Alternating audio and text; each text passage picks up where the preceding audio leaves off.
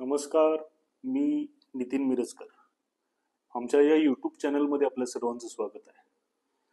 महाराष्ट्राचे आराध्य दैवत युगपुरुष छत्रपती शिवाजी महाराज यांचे थेट 13वे वंशज व सातारा जावळी विधानसभा मतदारसंघाचे 5व्यांदा निवडून आलेले आमदार, तसेच सध्या विधिमंडळातील म्हणजे वर्तमान सरकारमधील सार्वजनिक बांधकाम मंत्री आमदार शिवेंद्रसिंह राजे भोसले यांचा एक कौतुकास्पद निर्णय आपल्याला पाहायला मिळाला. तर शिवेंद्र राजे भोसले यांचं कौतुक यासाठी की त्यांनी जी पोलीस सुरक्षा असते किंवा सरकारी सुरक्षा असते ती नाकारली आहे. काही दिवसांपूर्वी साताऱ्यातील एका कार्यक्रमामध्ये त्यांनी बोललं की मंत्री मंडळातील म्हणा किंवा सर्व जे मंत्रिमंडळ आहे, कॅबिनेट मंत्री असतील, राज्यमंत्री असतील, यांच्यातील सुरक्षा नाकारणारे म्हणजे पोलीस सुरक्षा असेल किंवा शासकीय सुरक्षा नाकारणारे ते पहिले मंत्री आहेत. त्यांनी असं सांगितलं की आज जे माझ्याकडे आहे ते उद्या असेल किंवा उद्या ते नसणार आहे. त्यामुळं ही सत्ता कायम नसणार आहे. सत्ता आज येईल, सत्ता उद्या जाईल. यामुळे माझ्या सुरक्षेमुळे किंवा सुरक्षेभोवती जे असणारे एस्कॉर्टच्या गाड्या असतात, जे सायरन वाजवत फिरत असतात, त्यामुळे स्थानिक नागरिकांना असेल किंवा रहिवाशांना त्रास होऊ नये, ट्रॅफिक जाम होऊ नये, यासाठी त्यांनी हा निर्णय घेतल्याचं सांगितलं.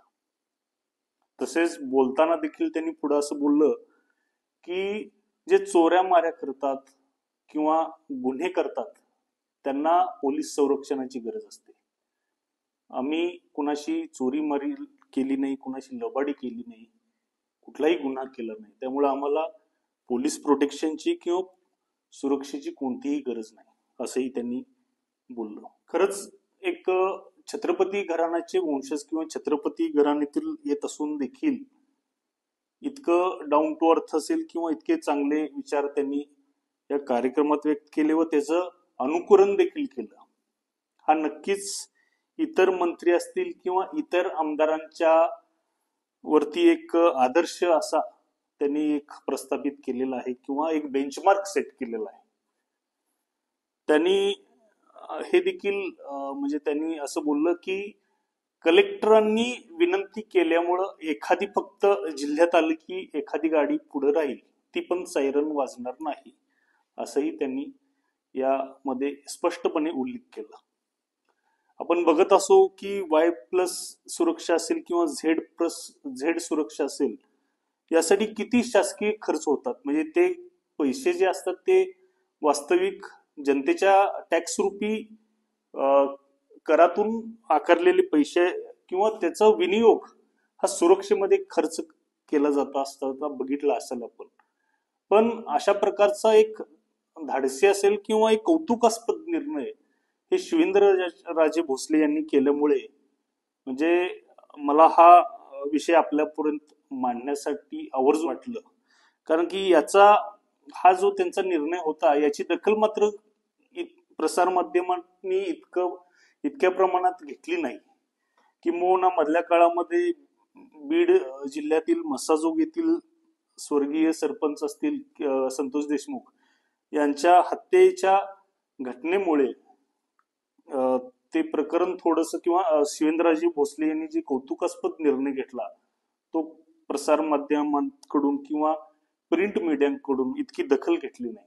म्हणून जनतेपर्यंत हा कौतुकास्पद निर्णय म्हणजे माहिती व्हावा यासाठी मी आज आवर्जून त्यांचा उल्लेख करीन.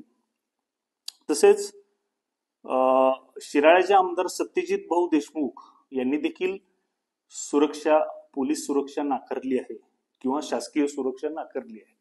तर आतापर्यंत माझ्या बघण्यातील हे 2 आमदार आहेत.